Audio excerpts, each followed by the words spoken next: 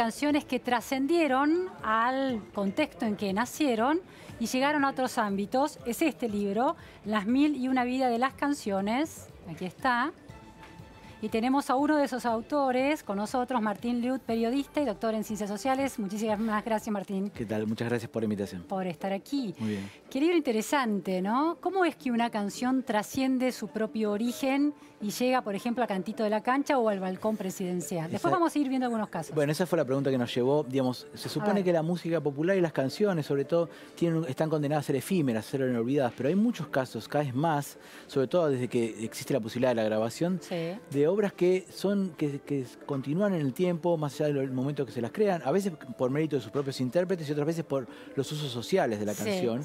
Y lo que nos interesó fue agrupar una serie de creaciones de la música argentina de todos los géneros para dar cuenta de estas particularidades. El por qué un poco se va contando en cada uno de esos capítulos, depende a veces de causas, a veces de azares y a veces de razones de la letra y de la música y de los personajes que están involucrados en ella, ¿no? Claro, más allá del azar, a veces la estructura de la canción o del verso o de la letra funcionan como claves interpretativas para nuevos episodios, ¿no? Y eso es porque previamente el autor tuvo en cuenta la posibilidad de que se convierta en meme, digamos, de otras situaciones. Creo que no, nadie tiene esa capacidad. Creo que a veces conectan con una etapa de su vida, pero después a veces tienen potencialidad. El caso más, en el sentido que uno piensa que sí hay algo en el origen, es la canción Aurora, que en realidad nació como, la conocemos todos como una canción en la escuela. Canción patria, digamos. Para subir la bandera. Nació como un fragmento de una ópera en la que efectivamente se sube una bandera. O sea que de entrada el compositor se dio cuenta que estaba componiendo un área que tenía destino de ser popular, yo creo. A ver, ¿el autor quién es? Héctor Paniza, que es un compositor argentino, hijo de un violonchelista italiano que se había venido a vivir a Argentina. Él se forma en Italia, de hecho ya trabajaba en la Scala de Milán, tenía sus primeros vínculos con la Scala de Milán y le encargan una ópera para la inauguración del Teatro Colón en 1908. Con temática nacional, ahí viene la historia. La ópera es una ópera cuyo libreto está en italiano, porque las óperas en esa época se hacían en italiano, pero la temática es la historia de Mariano, un jesuita que está dudando entre la vocación religiosa o la revolución, y entre el destino personal o enamorarse de la hija del coronel español que se llama Aurora. Claro, Aurora. Entonces, en ese contexto, en medio de las batallas y demás, al amanecer se levanta una bandera argentina con alguna licencia poética, porque es en 1810 y todavía no existe la bandera, pero él le canta esa bandera naciente. Ahora, ¿qué pasa con esa canción? Como está cantada en italiano, fue un éxito, se grabó, hay 2 grabaciones de 1909 de los tenores que la cantaron en el Colón, lo cual muestra que en esa incipiente industria discográfica alguien se dio cuenta que eso podía pegar como un hit, digamos, pero esa canción quedó dormida porque estaba en italiano, la ópera también.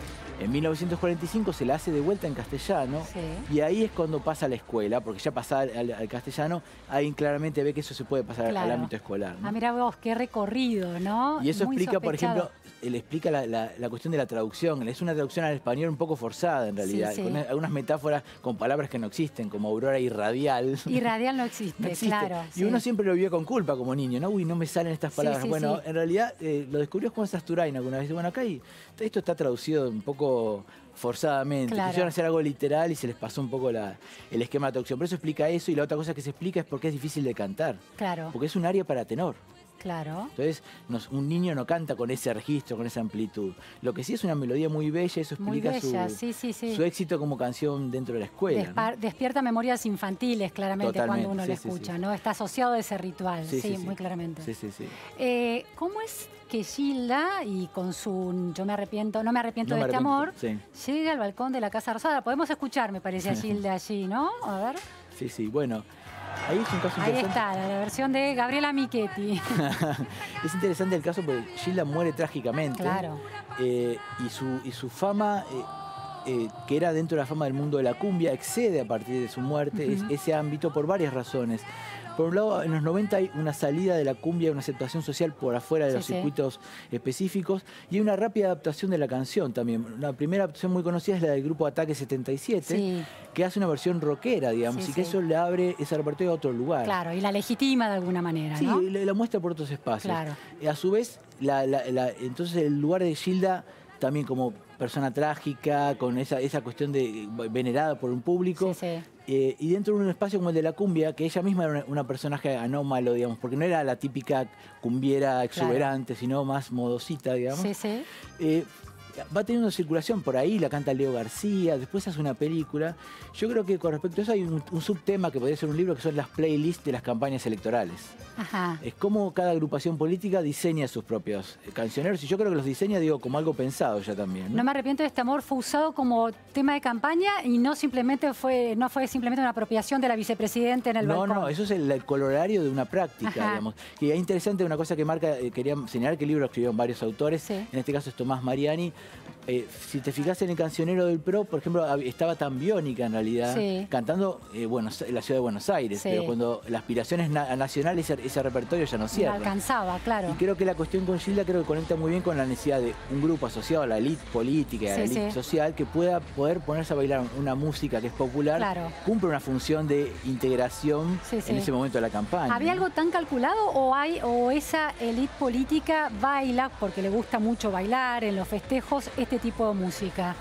Ahí ya habría que hablar con Hernán Iglesias Sila, me parece. Claro. Yo creo que hay una combinación de factores, claramente de afinidades. Hace poco estaba viendo, lo que pasa es que está en la mezcla de lo intuitivo y lo calculado. Creo que más hace poco mostró su playlist también, ¿no? Decir, bueno, ¿cuánto hay ahí de...? Bueno, probablemente haya canciones que le gusten a él y otras que también con sus asesores de imagen, ahora en vez de saber asesores de sonido también. Claro. La canción de Gilda conduce la imaginación en un festejo político a la idea del carnaval carioca, del casamiento, ¿no? De ese ritual tan particular, ¿no? De desenfado de profesionales, de gente común y corriente que se saca de alguna manera el traje, lo deja a un costado y se entrega a la diversión, ¿no? Sí, con un riesgo calculado. El soporte musical, pero a su vez la canción habla de no arrepentirse de un amor. O sea, no arrepentirse, habría que, en cada uno cómo resuena eso, no arrepentirse de estar ahí, no arrepentirse de tomar la decisión de participar electoralmente, de votar, de ser parte de esto. Y de hecho como un mensaje político ya. Es una canción en disputa, porque Ataque 77 también ha sido, como en su versión más rockera, ha sido usado también por el kirchnerismo. Entonces, esa misma canción, con coloraciones diferentes, está dando vueltas en usos de distintos actores políticos, ¿no? Insisto, en ese punto creo que está bien lo que vos decís. Hay cuestiones de afinidad y de uso, y de la valoración de este caso, lo de invitación al baile, creo que claramente es una cuestión que puede haber sido espontánea en un momento, pero después fue celebrada. En cada acto de campaña de celebratorio del PRO, la idea del baile estaba incluida ya como una cosa prevista. Claro, y el no me arrepiento de este amor puede ser como un sello de lealtad a la elección, bueno, en este caso de un presidente, ¿no? Digamos, como suele pasar con esto, los usos sociales de la canción es que la canción tiene usos para muchas personas y las razones y las vinculaciones son muy diferentes, incluso personales, porque cada uno puede tener una historia. Antes hablábamos de Aurora, o pienso en Quimei Neuquén, que es otra canción que está acá, es que para la gente de Neuquén significa muchas más cosas que para nosotros. Que en realidad tuvimos una conexión muy extraña con esa canción, que Quimei Neuquén, ya el nombre te ubica temporalmente, la canta José Larralde, pero termina en un episodio de Breaking Bad. Claro, ¿cómo es eso? ¿Cómo llega ahí? Y bueno, ahí creo que es una cuestión del musicalizador y la letra. La letra empieza diciendo Sol de los Arenales, regada en sangre del bravo Sayhueque. Entonces, hay una ubicación de un desierto, que es el desierto de la Barda Neuquina, y allí están las escenas de Breaking Bad. Exacto. Sol de los Arenales. En la escena se ve que está atardeciendo. Entonces, en ese atardecer... ¿Esto se escuchaba en esa escena? Sí. Ay, nunca lo registré. No, es que también es que ahí pasa primero, la sorpresa es, por ejemplo, canta en castellano, algunos se dio cuenta, otros se dio cuenta que era José Larralde. Y esta canción es originalmente de 1967, pero ¿por qué llega ahí? Porque el grupo Chancha Vía Circuito la remixa y le hace una versión cumbia electrónica y eso llega a los musicalizadores. Ah, interesante. Y ahora, lo más genial de esto que tardamos meses en descubrirnos, porque uno escucha también de maneras... La música a veces la escucha con más o menos atención, es que Larralde se equivocó. ¿Por qué? Porque la canción no es Sol de los Arenales, sino que es Flor de los Arenales. Y gracias a ese error, el musicalizador asoció Sol y puso esta canción ahí. Lo pudo usar para Breaking Bad. De hecho, en todas las demás versiones de la canción, que hay montones en el mundo folclórico, se canta Flor de los Arenales, regada en sangre del bravo Sayhueque. La analogía metafórica cierra más. Pero bueno, vaya uno a saber por qué Larralde se equivocó en ese origen. Llegó un musicalizador que vio esto, pero a su vez cuando ves el paisaje donde entierra es Neuquén. O sea, ahí donde ves que América Latina tiene unas mismas fallas geológicas. Claro. O sea, hay una asociación del espacio y de la idea, inclusive ahí es un desierto, también está lo indígena y demás. Hay que ver después... Lo latino también, ¿no? Esta cosa de los narcos con ese tinte y ese tono latino, siempre desde el preconcepto, ¿no? Y esa canción tiene una historia personal propia, por ejemplo, en Neuquén pasó a ser como la canción provincial, después se quiso hacer un himno y no funcionó, pero funciona casi, por eso decía, para un neuquino esto, si había un neuquino mirando ese día, claramente entendió lo que pasaba. a nosotros por ahí se nos pasa un poco de largo, o alguno podría reconocer, este es Larralde. ¿Los neuquinos saben de esta huella de Larralde con esa canción aquí en Sí. En general, nosotros hemos recogido cosas que han dado vueltas por el espacio. Yo creo que Gabriel Plaza acá en el diario comentó algo de esto, entrevistó al autor del remix, que de golpe pasó de tener miles de visitas a tener millones, ¿no? Sí. Creo que lo que hicimos nosotros fue tomarnos un trabajo muy meticuloso de reconstruir todas las peripecias de estas canciones, ¿no? En este caso fue Cristian Acatoli, que él es de La Pampa y conocía también la historia, digamos, por la cuestión de lo Patagonia. Es una canción muy relevante para el campo. ¿Se pusieron en contacto con el musicalizador de Breaking Bad? No llegamos a hacerlo porque aparte en este caso no hizo falta porque había mucha información dando vuelta. Está bien. ¿Qué pasa con Víctor Heredia?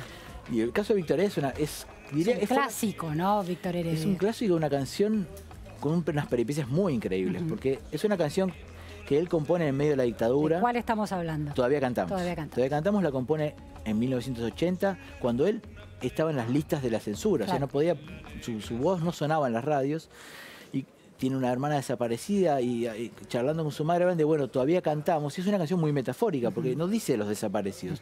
Se refiere de una forma elíptica a que todavía están esperando que nos digan a dónde han escondido las flores que aromaron el canto, bueno, a nuestros seres queridos. Claro.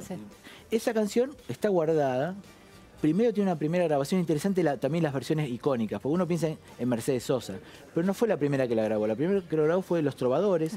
La graba el propio Víctor Heredia, pero cuando la graba Mercedes Sosa en el 84, comienza la democracia, ella sola con la percusión, con esa voz potente, adquiere su carácter canónico. Y hay algo, pero digo, eso de ahí pasa a las marchas de protesta. Claro, era un himno prácticamente. A los partidos políticos, y de la calle va a la cancha de fútbol.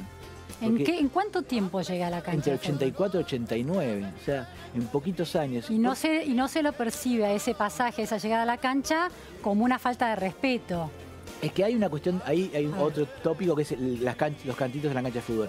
Lo que hacen las hinchadas es tomar melodías populares y cambiarles la letra. Entonces la operación es esta. En este caso se le cambia la letra, entonces todo eso desaparece en ese contexto. La gente no tiene en cuenta, no se da cuenta de la carga que tiene, pero encontramos un rasgo interesante, que es que esa canción es una canción que nunca termina.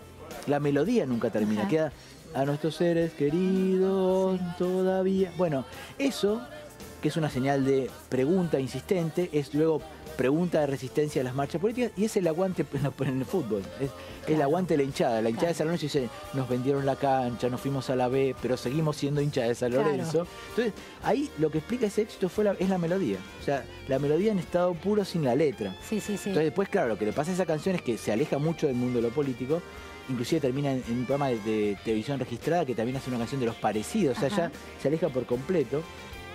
Pero es una canción que cada vez que hay una pregunta por algo y que quiere dar cuenta del presente continuo. Estamos escuchándola.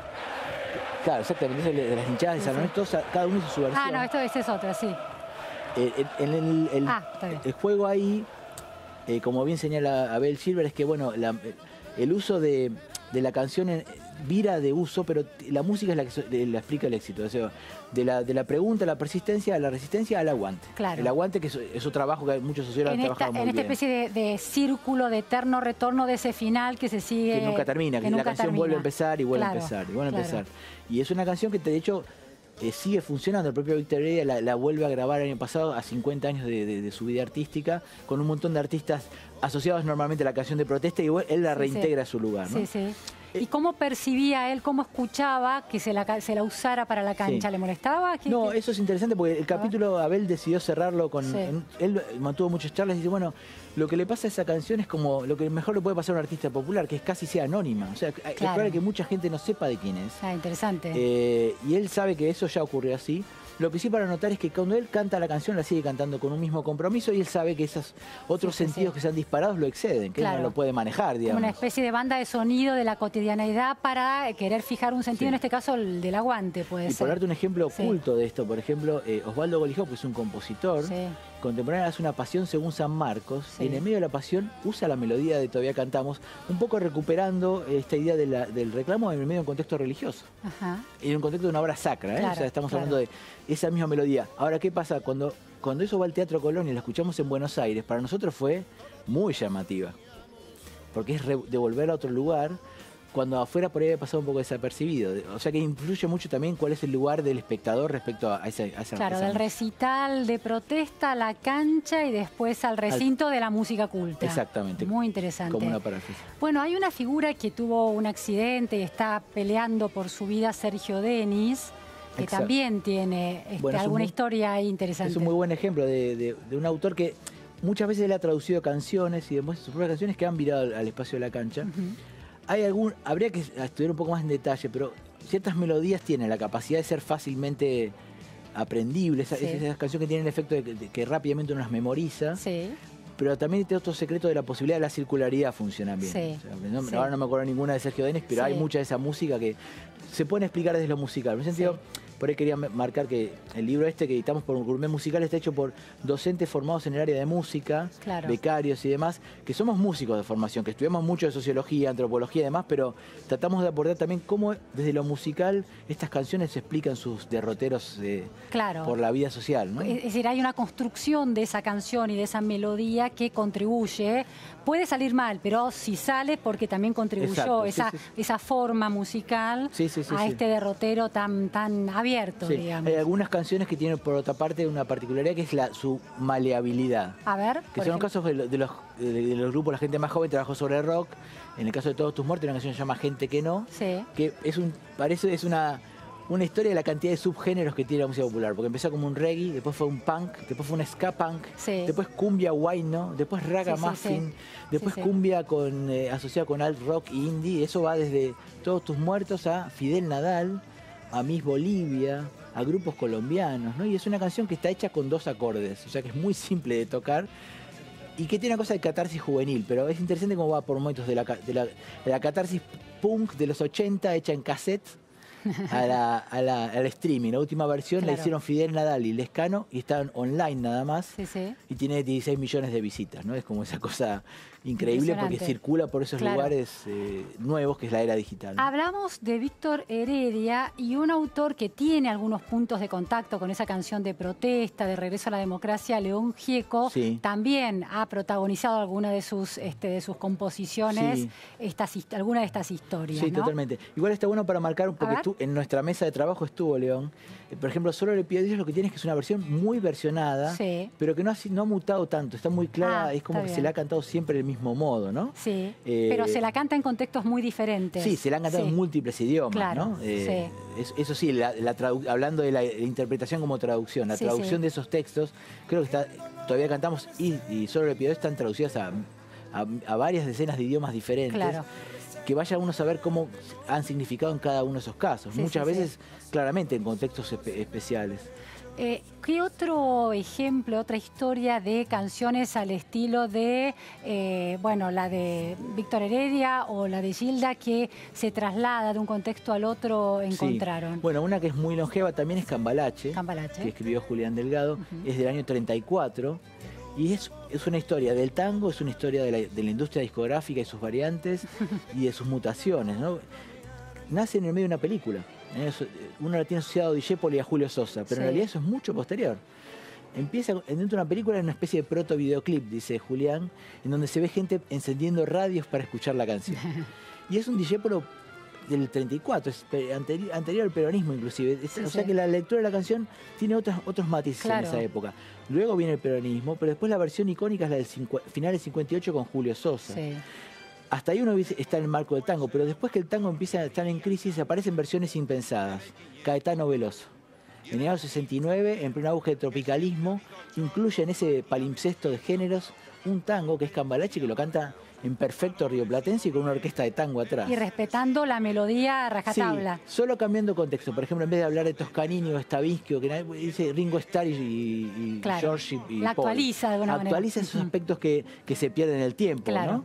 Que eso es interesante también, Julián va marcando cómo se van adaptando nombres que se pierden en el tiempo. Y los errores. Yo mismo pensaba que se han mezclado con Stravinsky, y no era Stravinsky, era Stavisky, que fue un estafador del año 34 que quedó en el olvido. Qué interesante eso. Hasta cómo uno mismo hace lecturas a veces, por escuchar por arriba. Pero ese error se incorpora a la letra en la transcripción de posterior. No, por ejemplo, Julio Sosa lo cambia por Toscanini directamente y Don Chicho por Scarface. O sea, hace una adaptación y habilita estas lecturas que van adaptando esa zona de la canción casi te diría en términos noticiosos. Claro, o sea, claro. Una lectura de la realidad es siempre. Porque eran personajes, claro, salvo San Martín, digo, o Napoleón, los otros son personajes del momento que, bueno, se van reactualizando las versiones. Claro, qué interesante. Y ahí tenemos, después la vuelta en democracia es interesante, porque con el tango en crisis hay versiones bastante raras. Julio Iglesias hace una versión de Cambalache. Joan Manuel Serrat, cuando viene a Argentina, lo canta. El grupo Hermética termina haciéndolo en un programa de Fernando Bravo que se llama Siglo XX Cambalache. Entonces, una situación bastante extraña, pero esos movimientos, como la canción empieza a adquirir una cosa del enojo social y que mantiene por eso se va renovando de públicos y de audiencias. Sí, y habla de una Argentina que está siempre enojada también, ¿no? Esta cosa del enojo de esa canción que primero empezó siendo... Lo que uno ve en el libro es que la canción fue más irónica, después se va haciendo una lectura enojada de la canción, ¿no? Eso que también por ahí tiene que ver con el devenir histórico de nuestro país. Vos decís que en el 34 era más irónica que irritada. Sí, exacto. Que la escucha, la recepción era... En la postura del cantante, el modo en que lo canta, hay una cosa... más de burla casi. Más humorística. Más humorística, claro. Sosa tiene otro modo de cantar, es más fuerte. Y después en las versiones estas de rock, de Hermética, ya directamente es la furia, ¿no? De cantar así un enojo que atraviesa todo el siglo y que también te permite ver las tecnologías, ¿no? El cine, el disco en mono, el disco en estéreo, el CD. ¿Ha sucedido al revés que una canción, por ejemplo, de cancha, se convierta luego, adquiera un vigor y una envergadura de canción de alguna manera despegada de ese contexto tan funcional? Que haya empezado la cancha, no, ahora no me acuerdo. Lo que tiene es que la cancha justamente es que las melodías se toman de canciones preexistentes. No se inventan melodías. Entonces no recuerdo. Esta es la del Mundial, la de Brasil, Decime qué se siente, ¿te acordás? ¿Cómo es? Bueno, pero esa es de Creedence Clearwater Revival. Claro. Que pasa al castellano por la hinchada de San Lorenzo y que un grupito, medio a propósito, ya intenta viralizarla con éxito, ¿no? Claro. Pero el proceso es el mismo. Hay un autor, un compositor, una canción, claro, que llega también a la cancha. Por ejemplo, interesante la adaptación. La canción es mucho más rápida, de pulso, que cuando se canta. En general, el ritmo de la cancha es más de la murga argentina, que es más lenta. Esa canción venía rápida, se baja la velocidad para poder cantar. Pero qué hitazo ese, ¿no? Sí, bueno, pero también ahí fue...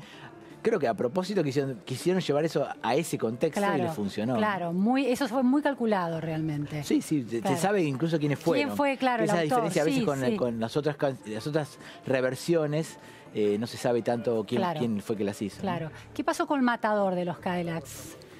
Con Matador, digamos, es un caso interesante porque hay una mezcla. Eso es lo que llaman mezclas de estilo. A ver. Los Fabulosos Cadillacs es un grupo que empieza tocando ska, no le sale muy bien, pero en ese no salir muy bien van aprendiendo a hacer otras cosas. Estamos escuchando